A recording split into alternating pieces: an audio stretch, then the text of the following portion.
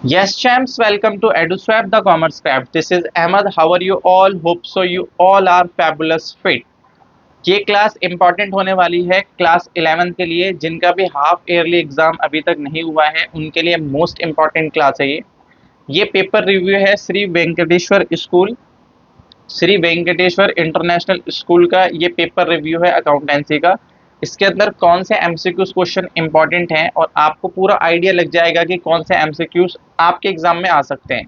ठीक है, सारे एमसीक्यूज को हम डिस्कशन करेंगे, उसके बाद प्रैक्टिकल और थ्योरी इसमें कौन कौन सी कवर हो रखी है वो सारी चीज़ों पे हम डिस्कशन करेंगे। तो बहुत इंपॉर्टेंट है ये एग्जामिनेशन पॉइंट ऑफ व्यू से अगर आपका हाफ ईयरली एग्जाम अभी तक नहीं हुआ है। ठीक है, शुरू करते हैं अपनी क्लास को क्वेश्चन नंबर फर्स्ट से। क्वेश्चन नंबर फर्स्ट है हमारा, विच of the following account always show a debit balance.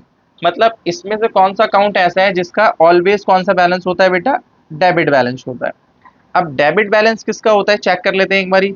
Sales बढ़ती है तो क्रेडिट होती है, इसका क्रेडिट बैलेंस होता है। परचेज रिटर्न, परचेज का डेबिट बैलेंस होता है तो इसका क्रेडिट बैलेंस होता है। ठीक है, कैपिटल बढ़ती है तो इसका क्रेडिट बैलेंस होता है। तो बिल्डिंग बढ़ती है तो डेबिट, तो इसका कौन सा बैलेंस होगा, डेबिट बैलेंस होगा। ठीक है, तो यहाँ पे जो राइट आंसर होगा वो राइट आंसर होगा C is the right answer. Question second पे चलते हैं। व्हेन ए चेक रिसीव्ड, हमें एक चेक रिसीव हुआ है but not deposit into bank on the same day it is recorded in the cash book in. कह रहे हैं कि अगर एक चेक हमें रिसीव हुआ है और हमने बैंक में डिपॉजिट नहीं करवाया है, तो जब तक एक चेक हमारे पास होता है हम उसको बैंक में डिपॉजिट नहीं करवाते, तो हम कैश बुक के डेबिट साइड में उसको रिकॉर्ड करते हैं और जब उसको बैंक में डिपॉजिट करवाते हैं तो फिर हम कॉन्ट्रा एंट्री पास करते हैं।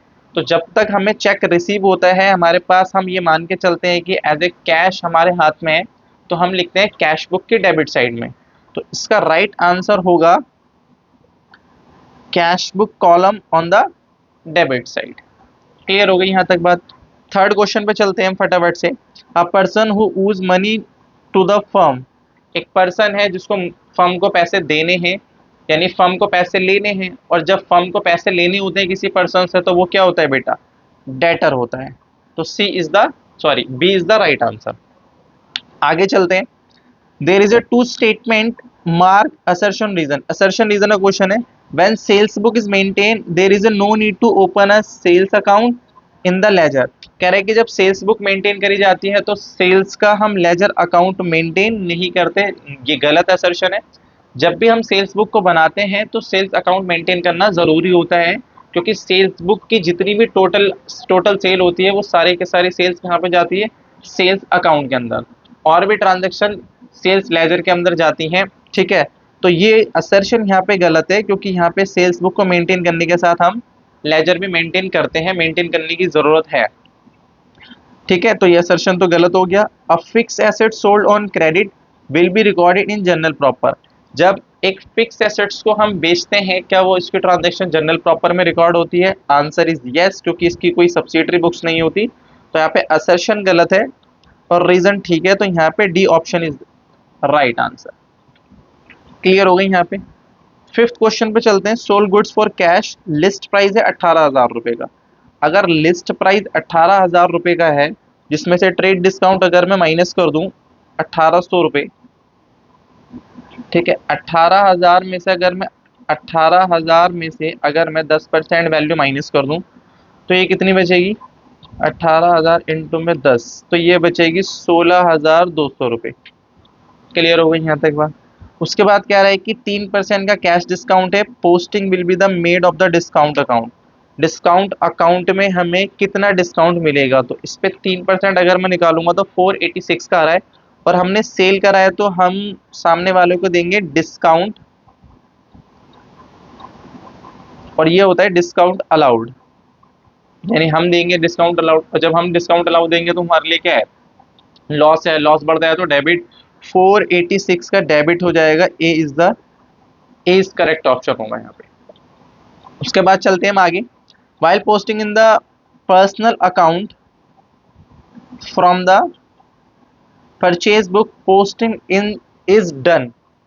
While posting in personal account, कह रहा है कि पर्सनल अकाउंट के अंदर जब पोस्टिंग होती है, प्लीज, ये क्वेश्चन इंपॉर्टेंट है। मान लेते हैं ये आपकी है परचेज बुक और आपने राम से 50,000 रुपए का सामान खरीदा, तो राम का जो अकाउंट है यहाँ पे वो है पर्सनल अकाउंट। अच्छा, राम से जब आप सामान खरीदोगे तो राम तो क्रेडिटर होगा आपका, और राम अगर क्रेडिटर है तो क्रेडिट यानी कि क्रेडिट ट्रांजेक्शन, क्रेडिट बढ़ता है तो क्रेडिटर बढ़ते हैं तो क्या होते हैं, क्रेडिटर लाइबिलिटीज होती है, लाइबिलिटीज बढ़ती है तो क्या होती है, क्रेडिट। क्योंकि जब परचेज बुक का टोटल यहाँ पे जाएगा तो परचेज अकाउंट में चला जाएगा, ये आ जाएगा परचेज अकाउंट में 50,000 रुपए, ये परचेज का टोटल है तो परचेज अकाउंट में जाएगा डेबिट साइड में। बट राम के अकाउंट में पूछ रहा है कि वो जो पर्सनल अकाउंट ये जो है राम का, अगर मैं इसकी पोस्टिंग करूंगा पर्सनल अकाउंट में फ्रॉम परचेज बुक, तो इसका बैलेंस कहाँ पे जाएगा, तो सर इसका बैलेंस तो क्रेडिट साइड में जाएगा ना, क्योंकि हमने पैसे देने हैं राम को। ठीक है, तो इसका आंसर हो जाएगा ऑन क्रेडिट साइड। इसका करेक्ट आंसर होगा C is the correct answer. इसके चॉइस में भी एक क्वेश्चन है, example of natural personal account. Okay, natural personal account जो इसका आंसर होगा, ओके ये तो नहीं होगा, ये भी नहीं होगा। ठीक है, तो इसका आंसर होना चाहिए बैंक अकाउंट ड्राइंग, ये भी नहीं होगा, नेचुरल पर्सनल अकाउंट।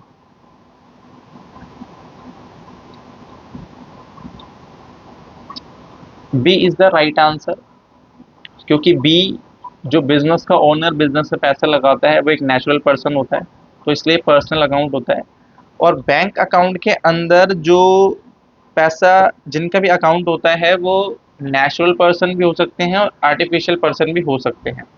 और ये बैंक अकाउंट के बारे में पूछ रहा है, तो बैंक अपने आप में एक आर्टिफिशियल बॉडी होती है, ठीक है ना। तो यहाँ पे जो मेरे अकॉर्डिंग तो बी इसका सही आंसर है, क्योंकि जो बी का है, बी ड्राइंग है, ड्राइंग किससे रिलेटेड होती है, ओनर से रिलेटेड होती है, और ओनर कौन होता है बेटा, नेशनल पर्सन होता है। तो B is the right answer है यहाँ पे। आगे चलते हैं, income is measured for an accounting year on the basis of consistency matching, तो कॉस्ट कॉन्सेप्ट, ये B is the right answer, matching concept. ठीक है, इनकम मेजर करी जाती है एक अकाउंटिंग ईयर की, एक अकाउंटिंग ईयर के लिए, यानी एक अकाउंटिंग के सारे इनकम एक साल के, और एक साल के सारे खर्चे। तो मैचिंग कॉन्सेप्ट से इनकम क्या करी जाती है, मेजर करी जाती है। क्वेश्चन 8 की बात करते हैं, which of the following is the real account, इसमें से रियल अकाउंट कौन सा है, तो ये तो नहीं है, ये नॉमिनल अकाउंट है, ये पर्सनल अकाउंट है, ये पर्सनल अकाउंट है, और यहाँ पर रियल अकाउंट आ जाएगा मशीनरी। आगे चलते हैं, in accounting information based on fact और verifiable by the document it has the quality of, यानी कि जब फैक्ट्स और इसको वेरीफाई करा जा सके, यानी जब फैक्ट्स को वेरीफाई करा जा सके तो ट्रस्टफुल बन जाती है वो अकाउंटिंग इंफॉर्मेशन, और जो चीज़ ट्रस्टफुल बन जाती है वो क्या होती है, रिलायबिलिटी। ठीक है, B is the right answer. आगे चलते हैं, which of the following is not advantage of accounting, इसमें से कौन सा एडवांटेज नहीं है, सिस्टमैटिक रिकॉर्ड है, comparative study, helpful in decision making, ये C is the correct answer, incomplete information advantage कभी नहीं हो सकता अकाउंटेंसी का। आगे चलते हैं, which of the following transaction is not of financial character, यानी कि जो फाइनेंस से रिलेटेड नहीं है वो यहाँ पे कौन सी ट्रांजेक्शन हो जाएगी, नॉन फाइनेंशियल।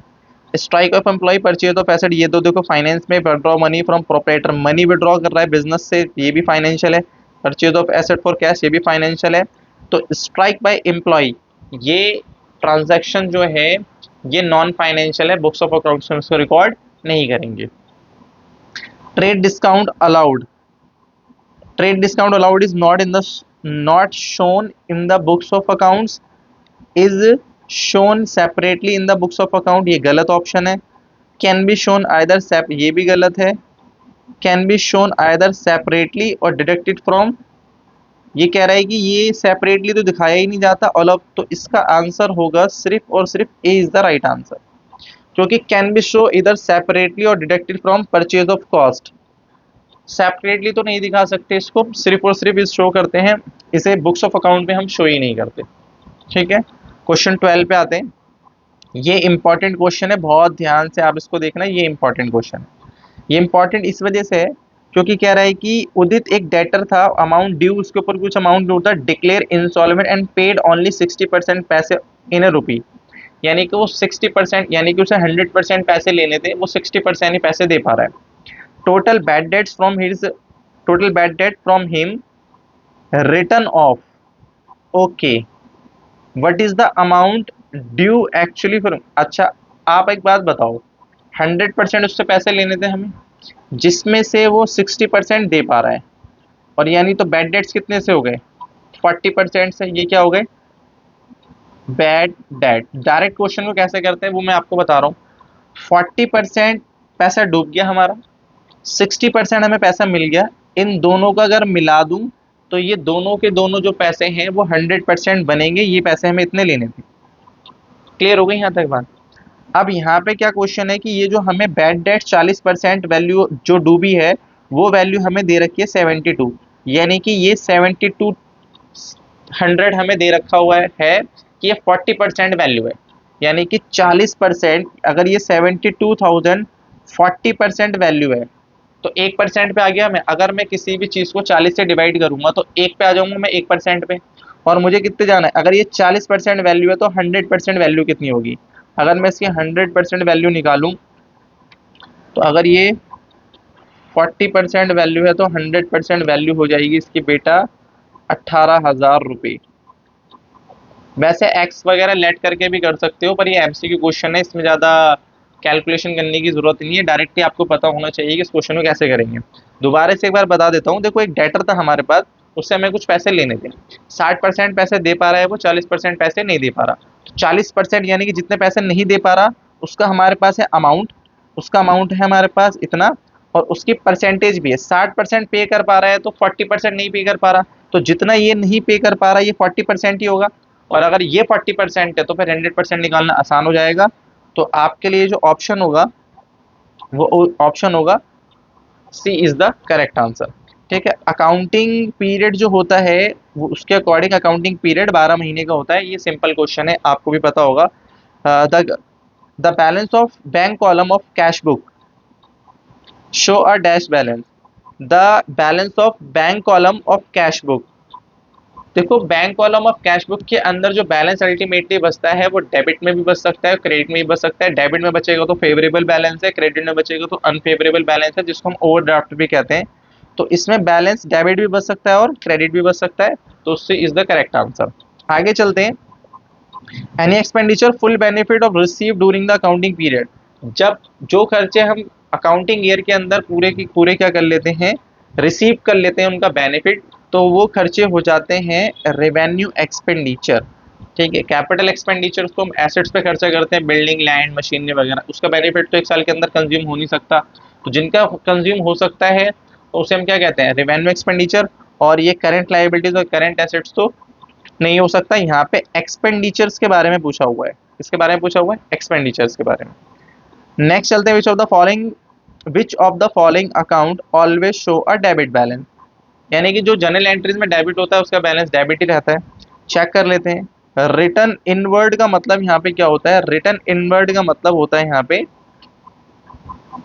रिटर्न आउटवर्ड है। ये रिटर्न आउटवर्ड का मतलब होता है परचेज रिटर्न, परचेज रिटर्न, और ये होती है सेल्स रिटर्न, सेल्स रिटर्न। तो आप बताओ, एक बात बताओ, इसका तो डेबिट बैलेंस होता है क्योंकि ये खर्चा है, इसका डेबिट बैलेंस होता है क्योंकि ये खर्चा है, इसका भी डेबिट बैलेंस होता है क्योंकि ये खर्चा यानी एक्सपेंस है। अच्छा, परचेज रिटर्न, परचेज का डेबिट बैलेंस होता है तो परचेज रिटर्न का कौन सा बैलेंस होगा, रिटर्न आउटवर्ड। ये सेल रिटर्न है, सेल रिटर्न का होता है डेबिट बैलेंस, और ये परचेज का डेबिट बैलेंस होता है तो परचेज रिटर्न का कौन सा बैलेंस होगा, क्रेडिट बैलेंस होगा। तो इसका मतलब A is the correct answer. Which of the following is known as principal book of accounting. Principal book of accounting का मतलब होता है कि उसे हम जर्नल कहते हैं। क्लियर हो गई बात, ये सिंपल क्वेश्चन था पहली बुक से ही। अच्छा, ये इंपॉर्टेंट है। पेड टू रवि 11,500 रुपये फुल सेटलमेंट, 12,000 रुपये posting will be made in the Ravi account. अच्छा, रवि के अकाउंट में आप कितने की पोस्टिंग करोगे? जब आप रवि कह रहा है कि पेड टू रवि, हमने रवि को पे करा तो हम एंट्री पास करेंगे Ravi account debit to cash to discount receive, to discount receive, ये एंट्री पास करेंगे 12,000, 11,500 और 500। आप बताओ रवि का अकाउंट कितने से डेबिट हो रहा है? सर रवि का अकाउंट तो 12,000 से डेबिट हो रहा है, तो फिर कितने से उसको डेबिट करोगे? 12,000 से तो करोगे डेबिट। तो यही तो पूछा हुआ है यहाँ पे कि रवि के अकाउंट में कितने जाएगा? रवि के अकाउंट में डेबिट में जाएगा 12,000 रुपये। करेक्ट आंसर क्या हो गया इसका? A is the correct answer. उसके बाद interest allowed by the bank recorded in the cash book, जब interest allowed by the bank will be recorded debit side of bank column, bank column के debit side में हम cash book में record कर लेंगे, क्योंकि इनफ्लो है और वो भी कहाँ से आ रहा है? इनफ्लो, बैंक से। तो बैंक से अगर इनफ्लो आ रहा है तो डेबिट साइड में हम रिकॉर्ड कर लेंगे कैश बुक की बैंक कॉलम के अंदर। On the selling of newspaper on account of credited should be, कौन सा अकाउंट होगा? सेल्स तो होती नहीं है, सेल्स गुड्स कोई अकाउंट होता नहीं है, कैश तो नहीं होता, तो हमारे पास हो जाएगा B is the right answer. ये हमारे सारे एमसीक्यूज कवर होते हैं। एक बार मैं पेपर का ओवरव्यू और दिखा देता हूँ आपको, कौन कौन से क्वेश्चन आ रखे हैं थ्योरी और प्रैक्टिकल में। आइए फटाफट से इसके अंदर, ये हमारे पास है डिक्रीज ऑफ एसेट, यानी कि एक rules and debit and credit का क्वेश्चन है। प्रीपेड रेंट के बारे में बताना है, पेटेंट्स के बारे में बताना है और कमीशन रिसीप्ट के बारे में बताना है। अगर आपको रूल्स अच्छे से आते हैं तो आप इसको बता सकते हो। आगे चलते हैं, discuss the credit note and cash memo as a source of document. ये कौन सा क्वेश्चन है? ये क्वेश्चन है वाउचर का, कि हमें क्रेडिट नोट बताना है और कैश मेमो के बारे में बताना है, तो आपको अच्छे से पता होना चाहिए क्या होता है। एक्सप्लेन 3 एडवांटेज, 3 एडवांटेज आए हैं अकाउंटिंग के, और ये accounting sorry cash basis of accounting और एक्यूरल बेसिस ऑफ अकाउंटिंग का क्वेश्चन है। एक्यूरल बेसिस और कैश बेसिस का रिवीजन लेक्चर डाल रखा है यूट्यूब पे, आप उसको देख सकते हो और उसको कैसे कैलकुलेट करना है आप यहाँ से उस आंसर निकाल सकते हो वीडियो को देख के। ठीक है, एक्यूरल बेसिस और कैश बेसिस में दोनों में डिफरेंस होता है प्रॉफिट को कैलकुलेट करते टाइम, तो यहाँ से आप उसको देख सकते हो कि उसे कैसे करने हैं। आगे चलते हैं, यहाँ पे देखो सिंपल एक होती है कैश बुक और एक होती है पैटी कैश। पैटी कैश दो तरीके से बनती है, सिंपल पैटी कैश बुक और क्या कहते हैं एनालिटिकल पैटी कैश बुक। तो यहाँ पे सिंपल आई हुई है, तो आपको दोनों अच्छे से पढ़नी है। सिंपल एक तो एनालिटिकल पैटी कैश बुक और सिंपल पैटी कैश बुक आपको पढ़नी है, तो यहाँ सिंपल आ रखी है इस क्वेश्चन के अंदर। उसके बाद है अकाउंटिंग इक्वेशन का क्वेश्चन, यहाँ पे है ये अकाउंटिंग इक्वेशन करनी है। चॉइस में भी अकाउंटिंग इक्वेशन ही है और टाइप अलग अलग है। अकाउंटिंग इक्वेशन का क्लासेस डाल रखी है पूरी, वन शॉट आप देख सकते हो वहाँ से कैसे कैलकुलेट करना है। उसके बाद यहाँ पे प्रिंसिपल के ऊपर क्वेश्चन आया कि प्रिंसिपल ऑफ अकाउंटिंग, दो सिचुएशंस दे रखी हैं और दोनों का हिंट दे रखा है कि इसमें कौन सा प्रिंसिपल लग रहा है, तो आप सिंपल से प्रिंसिपल बता दोगे इसके अंदर कौन कौन सा लग रहा है, तो ये भी क्वेश्चन सिंपल है। जर्नल करनी है ट्रांजैक्शन, जर्नल के अंदर ध्यान से देखो, एक तो सोल्ड की ट्रांजैक्शन है, लिस्ट प्राइस दे रखा है, ट्रेड डिस्काउंट दे रखा है और 4% डिस्काउंट है और सिर्फ 75% पेमेंट मिल रही इमीडिएटली थ्रू चेक से। तो 75 अगर मिल रही है तो 75 पे कैश डिस्काउंट चला जाएगा। ठीक है, गुड्स सोल्ड, अब ध्यान से देखो, goods sold house hold furniture 30,000 रुपये and paid money into bank, तो ये कैपिटल की ट्रांजैक्शन है, ये एंट्री पास होगी किससे हो रही है? Paid into money, cash account debit to capital. Furniture sale करने की ट्रांजैक्शन नहीं आएगी क्योंकि वो पर्सनल फर्नीचर है। एक्रूड कमीशन, तो एक्रूड कमीशन टू कमीशन हो जाएगी इसकी journal entry. Purchase filing cabinet for office, purchase filing cabinet for office 6,000 रुपये एंड पेंट 100 रुपये एज ए कार्टेज, तो ये फर्नीचर का ही पार्ट हो जाएगा। ठीक है, furniture paid for furniture repair to Ramesh, furniture का रिपेयर कराया हमने किससे?